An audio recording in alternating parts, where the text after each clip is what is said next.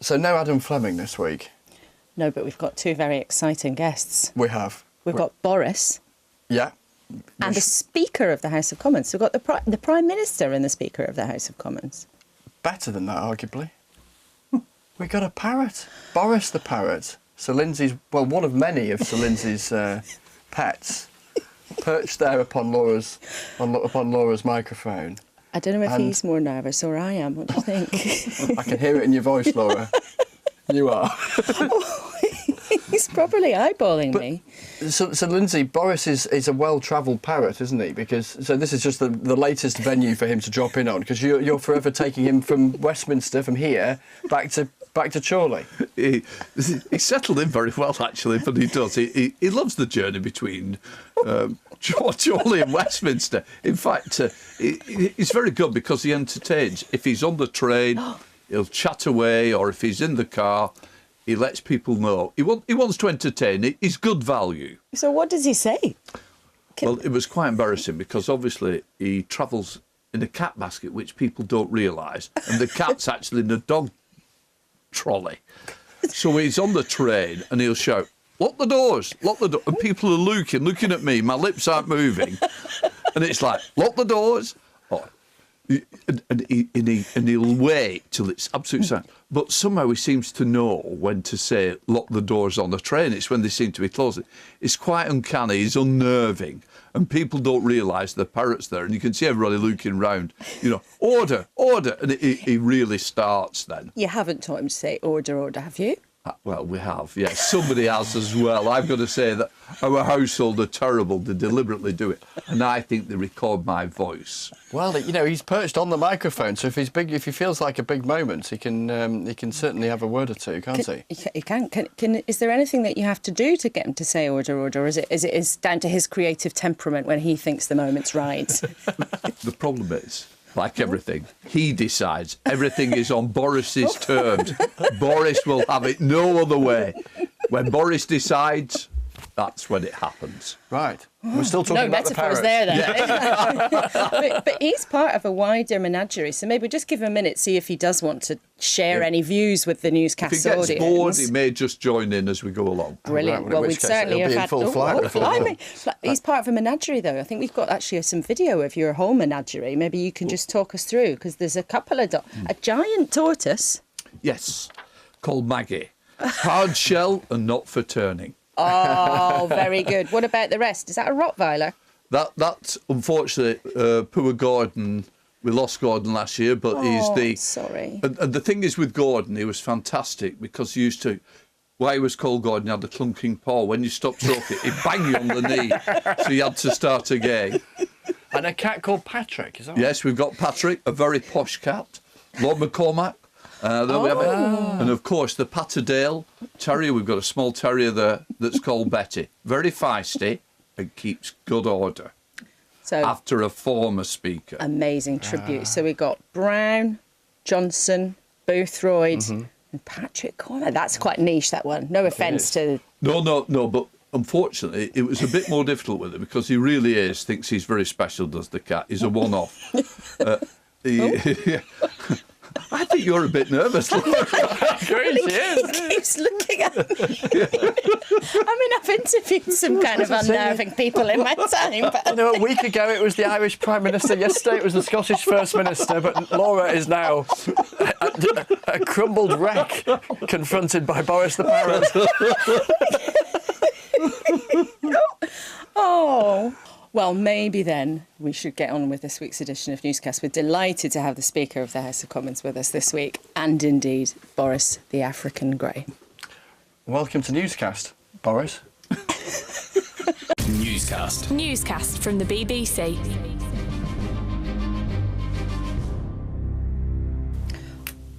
Well, because we've got quite a lot to talk about, Boris has gone off for a little break.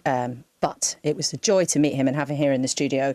And it's lovely to have you with us. It's the first time we've talked to you like this as Speaker. I mean, it's a pretty strange job, isn't it? Do you like it? I mean, what's it like? So I've got to say it's tremendous. First Lancashire MP to make Speaker. What better accent could we have in the church? But also, this is the North. This is the North coming south. This is about Lancashire being represented in the House of Commons. And I've got to say, it's an absolute privilege to be able to become Speaker. It's very enjoyable. It's something that I get a lot out of it. Mm-hmm. There are times when it can test me, but overall, I've got to say, I've been very lucky. The people of Chorley put the trust in me to be elected as Member of Parliament, and then to become the Speaker and still represent Chorley. There is no better job in the world. What are those testing times that you talk about? As you've seen recently, you know, I must be pretty unusual. No sooner have I got elected than we have a general election. During a general election, I find out I'm a type 1 diabetic. Following that, I've still Brexit to pick up. Mm-hmm. But we thought the big thing was Brexit, but completely overtaken by COVID. Yeah. You know, who would have thought that COVID, a worldwide pandemic, and trying to deal with that? So what I would say is I'd like to know what it's like to be Speaker in normal times. Yeah. I've just not got there. But obviously, I think we're going to get there shortly. I think it's important. But we've taken the House through what, you know, we're one of the only 8th legislators in the world that sat every day that we should. We've never lost a day. That's a big thanks to the House of Commons staff. What a difference they make. Without them, they had to change 750 years of working within 48 hours. And we got there. Who would have thought that we could vote remotely? Who would have thought MPs would be speaking from the constituencies? And we did it. So much for us to talk about in the next 15 minutes or so. I guess one of the really big things, Lindsay, in your role and for you and your deputies is presiding over discussions of the highest import, the most seriousness. And we've seen today the Home Secretary, Priti Patel, come to the Commons to answer questions, update MPs on the situation, the horrendous situation in the Channel over the last 36 hours or so. And we can talk now to our newscast friend, Europe editor Katya Adler, who is in Calais for us. Hello, Katya.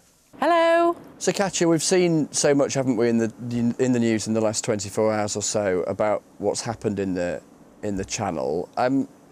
Let's take a step back, because this is a colossal challenge, isn't it? It's a colossal challenge for the government here in the UK and indeed for France, broader conversations within the EU about what to do. Absolutely. And I think from France's point of view, it's as much a pan-European problem as it is a bilateral issue with the UK. So, I mean, you also have to take the politics into it. So whereas for Boris Johnson, you know, he promised with Brexit he'd be taking back control over our borders. So what does that look like right now with you know, these deaths in the Channel? On the other hand, you've got Emmanuel Macron here in France heading into a difficult French presidential election under pressure from the political right, wanting to sound tough, nationalist, tough on security. And so when the UK again offered these joint patrols with the French on French beaches and French waters, Emmanuel Macron said, no way. He said, you should understand, UK, it's a question of national sovereignty. But he has asked help from the European Union, because for him, it is as much a European problem as it is an issue with the United Kingdom. And of course, you know, we've seen what's known as irregular migration, basically these awful dinghies in different parts of the edges, the external borders of Europe. I mean, remember, Chris and Laura, the migrant crisis of 2015. Well, that affected southern member states. We've had Poland recently asking help from the EU with its border with Belarus. And here you have the problem in Calais. And something else that President Macron has said is, look, you know, these asylum seekers and others who are here in Calais and want to get to the UK, they don't just magically appear here. They have to make their way through other European Union countries in order to get here. So, Katya, it's interesting tonight. So, Priti Patel, the Home Secretary, has talked to her French counterpart this afternoon, and we understand that actually some UK officials and law enforcement officers are actually going to France tonight. She's going to go on Sunday. But when Macron seems to be taking such a hard line, basically saying we cannot do this kind of collaboration that the UK government is asking for, what do you think the prospects are then of that kind of standoff actually changing at all? Because it, as you say, it's a historic movement of people across not just one but two continents. Actually, if you think that people are coming from the Middle East and further afield, what are the chances actually then, in a big picture way, of anything changing? Well, actually, I think it's interesting, Laura, because, you know, as much as we've seen the UK and the EU and France saying, you know, we're going to cooperate more together, you know, in the wake of those awful deaths yesterday, there's been so much cross-channel sniping by France saying to the UK, it's your fault, and the UK saying to France, it's your fault. But at the same time, when they do work together, like, for example, when they stepped up patrols in the Channel Tunnel, it's actually extremely effective. And it's in fact because they are so effective in the Channel Tunnel that you have desperate people taking even more desperate measures to cross over to the United Kingdom. Even the media here in France, they're just saying, look, just shut up with the politics, all of you, because what we really need to do is save lives. This is not acceptable, this loss of life we're seeing. Thank you, Katya. What Katya was talking about, I'm sure, will be regularly back in the Commons in the next few weeks and months because it's such an important issue. What's also not an issue that's going away is the question of MPs' behaviour. With you in the chair. Now, a couple of years ago, you said, I hope this House will once again be a great, respected House. I hope once again it is the envy of the world. Does it feel to you like it's been like that for the last few weeks? Some days. We saw the House at its best with the tragedy of Sir David Amess, a great friend to the House. The House was at its best when it united, and there is no better way than remembering Sir David. He brought the House together, and we wanted to show that we stand shoulder to shoulder, that we won't give in to terrorism, far from it. This was the House, and I've got to say the tributes were paid were unbelievable, and people were speaking from the heart right across the chamber. That was fantastic, to be followed by a short time later where we went through the issue of Owen Paterson, and that's when the House, without doubt, was at its worst. And what we've got to do is take the best and try and maintain that. And that's why I said on Wednesday, please, we've just been, the day before, we've been at the cathedral to the funeral of Sir David Amess. Let's try and do this for him. Let's try and have a better Parliament. Let's be more respectful of each other. Let's be more tolerant in the way that we approach it. Because the public out there, if we don't show respect to each other, why should other people? But do you think, though, that there is a terrible reality now that actually, because political debate in this country has become so vicious in the last few years? I mean, I remember during the Brexit process, it felt very shocking to us the first time an MP used the word traitor. Yeah. And everybody remembers, our newscasters remember, everybody's followed along the debates. And is the reality now, do you think, that political debate being so vicious has made politicians more likely to be targeted? Do you think the two are linked? And we've got to be very careful about making direct connections, but the way that people speak to each other, it has changed, hasn't it, in your time? And that's why I want to get that tolerance and respect into each other's views. But do you think your colleagues listen? Because we've heard you say it quite a lot of times in the time you've been Speaker. Trying. I don't give up. That's the one thing, and I'll keep pursuing that. I think 10 days ago it was pretty rough in that chamber. It was slightly better this week. We've got to keep trying to improve it, trying to turn the heat down, just trying to show there's a way forward. I think, without doubt, Brexit divided the country, but it divided families, it divided views, and it allowed a lot of hate to come out there. What we've got to do is take the hate out of politics. And I always say to people, I don't expect people to agree with us. If you don't agree, there is a ballot box. If you were right, do it through the ballot box. Prove that you've got the right arguments. Prove that you're in charge of this debate. But don't do it by bawling, shouting and threatening. And as you well know, journalists got threatened just as much as MPs. It became a nasty, toxic, horrible period. And we've just got to get beyond that now. You talk about it being pretty rough in the chamber last week. You talked about it being a dark week, the week surrounding the whole question of what happened to Owen Paterson and how the government approached all of that. Clearly, no actions by anyone in this postcode justify any kind of threats that MPs or others are subjected to. But when you have a situation like that allows critics to look in on this postcode and say, articulate that all of their worst prejudices about politicians might be playing out in reality, how does Parliament collectively confront that? It depends where it's coming from as well. Online abuse is the worst. Much harder to follow, and what we've got to do is work with the social media companies. They have a responsibility, they have a duty of care as well. And if somebody says, I'm going to rate that MP, or why doesn't somebody else do that? First of all, it shouldn't be up there, it should be taken down immediately. And we've got to prosecute these people. People who want to do harm to others, we don't stand by, we don't allow it to happen. Should anonymity Zero be banned? tolerance. Should you get rid of anonymity online? Absolutely. I believe that you should know who's putting messages up there. I believe the government's also got to look at legislation. If we cannot get the social media companies to engage properly, to work with us, therefore the only answer will be legislation. I don't want anybody to use legislation because I think common sense says these companies have a social responsibility. They've got to take out and it's the instigation of others to carry out attacks as well that really do worry me. And in fairness, we have a much better interaction with social media companies, are working much closer with our security people, and we do get things taken down straight away, and quite rightly so. But we should know who these people are. And I'll be quite honest, zero tolerance is where we need to be. We've got to prosecute people. We've got to take people to court, and quite rightly we should. And I'm at the forefront of making sure that happens. I've given a witness statement on behalf of all MPs that can be used in court, because I'm determined to stamp this out. You know, we get threats. I never used to get threats. You know, somebody said, we're going to place a bomb under my car. The fact is, somebody's going to come and murder me. You know, no, it's much easier for me to brush it aside.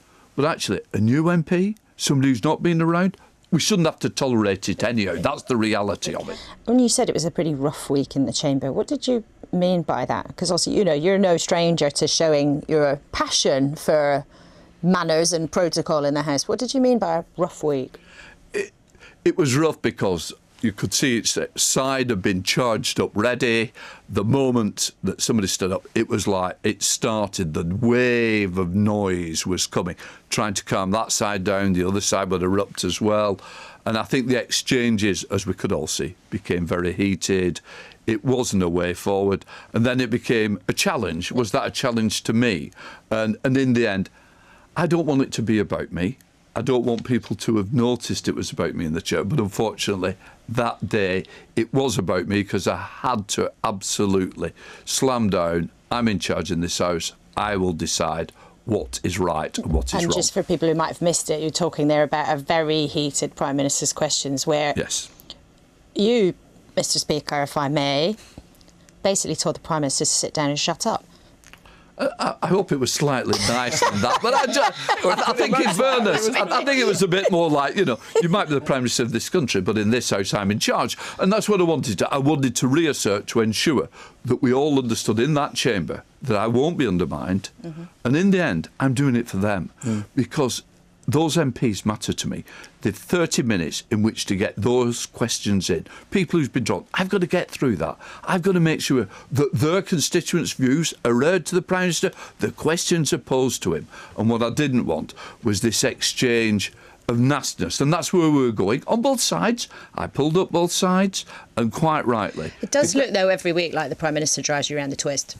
No, far from it, actually. Are you sure? Are you sure? Oh, absolutely. I think it wouldn't be just the Prime Minister. What I would say Keir Starmer drives you around the twist as well. What I would say is, look, I have a job to do, and hopefully I've got to show that I can carry out that job. And sometimes I've got to use a little bit more authority than I would do normally. And I try to be more calm in my approach. But what I can't be is undermined. That's what I would say. Did that moment with the Prime Minister just come to you because of what was happening at that point, the sort of anger bubbling up within you? Because it was quite a kind of, well, visceral intervention, really. Well, in fairness, two of us can't be stood up at the same time. When somebody won't sit down, you know, we're both stood up. No, one of us has to sit down. Well, it can't be me. So, unfortunately, I've got to give a reason, in fairness to the Prime Minister, to give him a good reason to sit down. And hopefully, that's all it was. A gentle reminder of saying, look, please sit down. I'm stood on my feet. What about then the whole business of, which is something you talk about frequently, the whole business of the government presenting its business first in front of the House, as opposed to, I don't know, talking to journalists or whatever. Outrageously telling the BBC, telling the viewers of the BBC what's going on in the world. Talking to Laura rather than talking to Parliament or whatever. You frequently make that argument, and you keep having to frequently make it because the government keeps, you know, doing it another way. Are they just not listening? I think we've got there. I think we've turned the corner on that. And I'm more than happy. You know, we can play it different ways. I'd sooner the government said, just remember, in the end, 650 MPs are elected to Westminster, just like the Prime Minister, all of us, and they expect their MPs to hear it first. And nothing against the BBC, but actually, you can see it live in Parliament. Do you think you can report live. Do you think that's really the case? And I'm not making the argument saying it's right to tell the media first. I'm not saying that at all. But do you think actually that most people watching at home think, why didn't my MP get to hear that first rather than me being able to tune into breakfast TV and hear from the minister sitting on the sofa what they're going to do, or read it in the paper, or hear it on the radio? Let me put the reverse of that, saying, actually, High Speed 2 isn't going to come through my back garden anymore. Why didn't my MP stand up and say, what about compensation? Or what's going to happen now? My house is now blighted. Can't do that if it's been said to the media. That's why it's important it's said to the Chamber, because at least there is real scrutiny from the people who's been elected to scrutinise the government. And that's why it matters to me so much. Do you think the government's listening to you, though? Because, I mean, occasionally you see a minister trotting along to say, oh, sorry, sir, yes, sorry, we should have come here first, and then a week later they do it again. I've got to say the Prime Minister's been coming to the House, and so have other Secretary of States have been coming. So I've got to say, I think we've turned the corner. They have changed their my problem is, I think we might have a good run to Christmas. I just might have to remind them of the rules after the new year. Oh, you're already prepping that for the first week of January. Of course, early return as well. Let's talk about one of the big talking points this week within Parliament, which involves Stella Creasy, the Labour MP, and the whole business of her 3-month-old baby asleep when she wanted to take part in the chamber. She's had plenty to say since about an email that she'd received saying that wasn't appropriate. How should Parliament strike the balance between allowing an MP to go about their business? Loving this one. I can see Chris is making all sorts of faces if you're listening to this rather than watching it. Because it's a difficult balance, this, isn't it? On the one hand, you know, Stella Creasy will argue that there are certain duties that only an MP can perform and therefore someone else can't do the work for her. On the other hand, there'll be newscasters watching and listening to us thinking, well, I can't take my child to the police station when I turn up for my shift as a copper or whatever, and therefore maybe her argument shouldn't be given too much credibility. What I would say is, Luke, you know, I think there are many, many views, and that's the problem. Stella quite rightly has her view. I've got other mothers who are saying, I don't agree with that. We shouldn't be treated differently. You know, I represent constituents. I expect it to be treated the same. So there really is an issue. So I've got both sides of the argument. What I'm saying is, whoever's in the chair should take what they think is the right decision at that moment. And in the meantime, you know, for me to rule as a male, I don't think, you know, here I am, a grey-haired man to say you should or you should not. It puts me in an impossible position. I think quite rightly the Procedure Committee is, well, let's hear the evidence, let them take it forward. At the moment, the rules are clear. You shouldn't bring children into the chamber. That's not something I've made up. That's something I inherited. So what I've said is, look, let's use some discretion. So whoever's chairing, whether it's Westminster Hall or in the chamber, use discretion for that moment in time. Doesn't that make it a bit confusing, though? And I mean, you are the boss, after all. Yes, there are certain things that you bow to, and I've got to say, you know, when I look after my grandchildren, should I, you know, they'd love to come into the chamber. No, that's not the right thing for me to do. What I would say is, a young, pets in as well. They'd love it, Boris. They'd love to sit on the chair arm, and you know, what I would say is, I genuinely think it's a big issue. But the House needs to make its mind up. As I say, I've been heavily lobbied not to change the rules. By who? By other mothers, and it's been very clear. They've made their voice. I got texts. I've got my texts on my phone who say, "Do not give in." Well, I think it's not about giving in. It's about doing the right thing, and that's why the Procedure Committee has been asked to look into it, report back, and it will allow both sides of the argument to give the evidence and let us make the right decision. Sorry, go on, Chris. But in the end, you'll have to make a decision, won't you? Well, the Procedure Committee will make a recommendation. And I always follow, you know, quite rightly, there's no point having other people look into something if you're just going to dismiss it. And I don't know what they're going to say, so, you know. So as things stand, though, you're going to have a look at the rules. But right now, could Stella Creasy bring her baby Pip into the Commons next week? Well, the answer is it'll be what the circumstances are. But if Why? you're in the What is chair- the need? No, I think. What is the need? Why next week? Which is better than I am informed that whatever the subject is next week. It is strange. And somebody said to me, I can't believe it. Stella Creaser was on Question Time, but I noticed the baby wasn't to be seen. What I would say is it's about the event. What is the discussion? What is the need? Let's make that decision at the time and find out what is the real reason to do that. There may be nobody to look after the baby, and it must be something may happen in that constituency that's so pressing. What I would say is, let's not put the handcuffs on at this stage. Let the House report back. Let's try and calm it down, because that was the other issue about yesterday. What did somebody put it say? Oh, he's been very good. The baby's burped, so therefore he's managed to move the situation on. You know, I thought, well, that's an unusual way of suggesting what I was doing. What I wanted to do was just try and say, it's a matter that's very heated. Let's take the heat out of it and let's make some rational decisions going forward. You know, even the Prime Minister's joined in. Before we finish, I've got to ask you about chinos and the whole business of dress code in the Commons, because you're not. What's wrong with chinos? You're not wrong. You don't want. Don't start me, Chris. No, yeah. Let me just say, first of all, chinos. I'm very good at. I don't want to get into fashion for women or men. I'll be quite honest with you, and I'm very lucky. The deputies love talking about what we should wear and not wear in the chamber.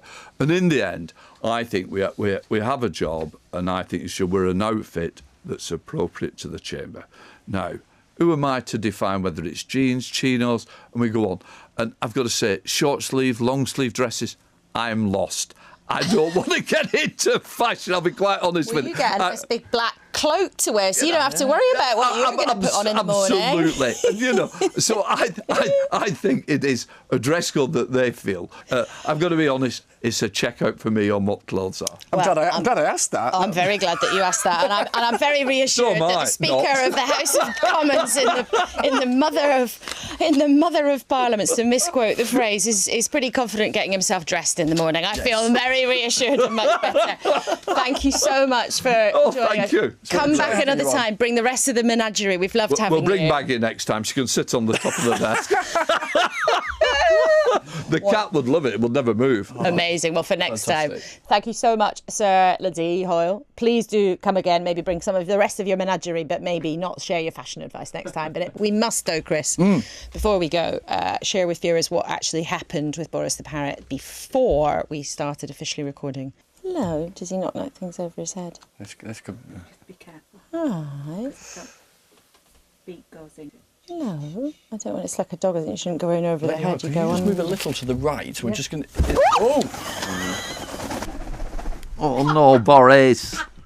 I knew you'd do this, and you're not going to bite me. Come on, sweetheart. Come on. Good boy. Good boy. He's a good boy.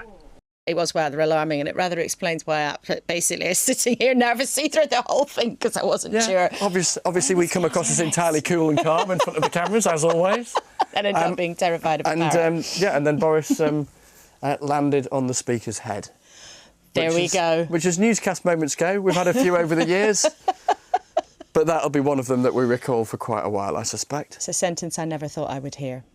And a good way to draw tonight's newscast to a close, I think. Indeed. Thank you, everyone, for watching and listening. Adam will be back here tomorrow, and we will both be back here next week. Goodbye. Goodbye. Newscast. Newscast from the BBC.